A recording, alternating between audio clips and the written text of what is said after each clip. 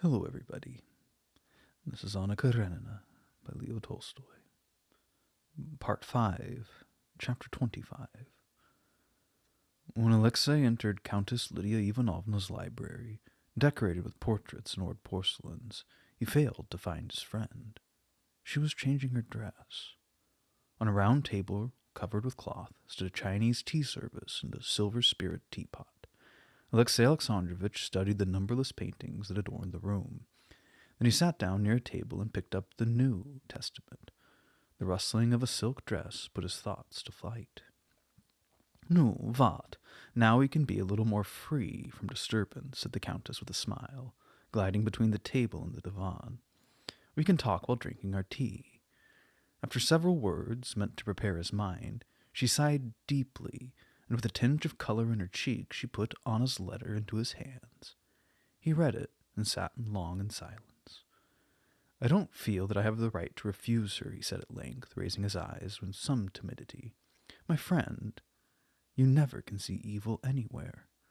On the contrary, I find evil everywhere. But would it be fair to—" His face expressed indecision, desire for advice, for support, for guidance in such a thorny question. "No," interrupted Lydia Ivanovna. "There are limits to all things.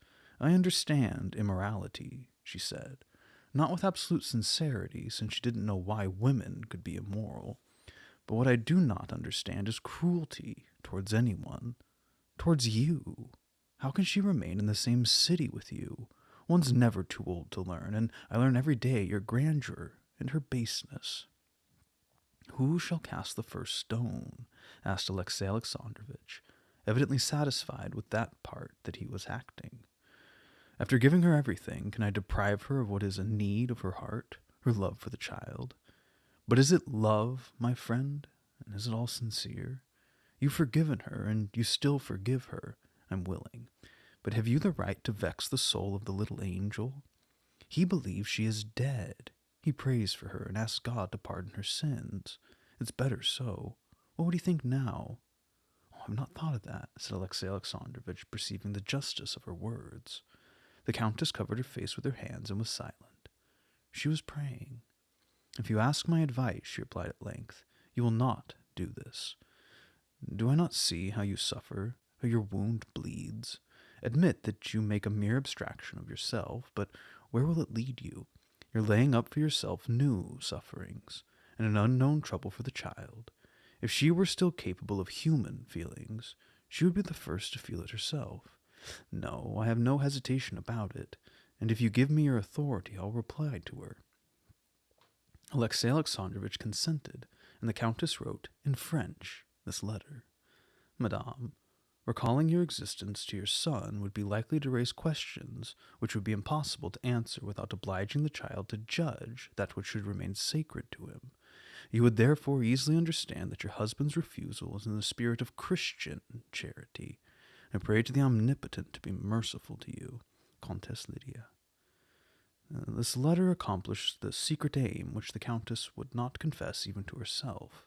It wounded Anna to the bottom of her soul. Alexei Alexandrovitch went home disturbed, unable to make up his ordinary occupations or recover the peace of a man who has grace and feels that he is among the elect. The thought of his wife, so guilty towards him, and towards whom he had acted like a saint, to use the Countess's comparison, ought not to have disturbed him, and yet he was ill at ease. He couldn't understand a word of what he was reading, or succeed in driving away from his mind the cruel memories of the past. He remembered with a feeling like remorse Anna's confession the day of the races. Why had he not then obliged her to respect the proprieties? Why had he not challenged Vronsky to a duel? This was what troubled him most of all.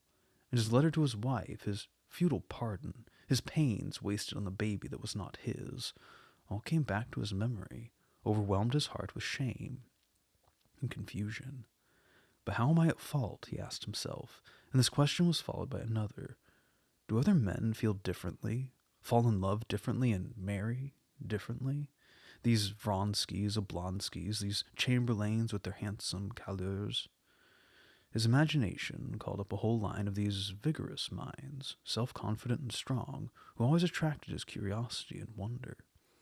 the more he tried to drive away such thoughts as these, and to remember that since the end and aim of his life was not this world, peace and charity alone ought to dwell in his soul, the more he suffered as though eternal salvation was only a chimera.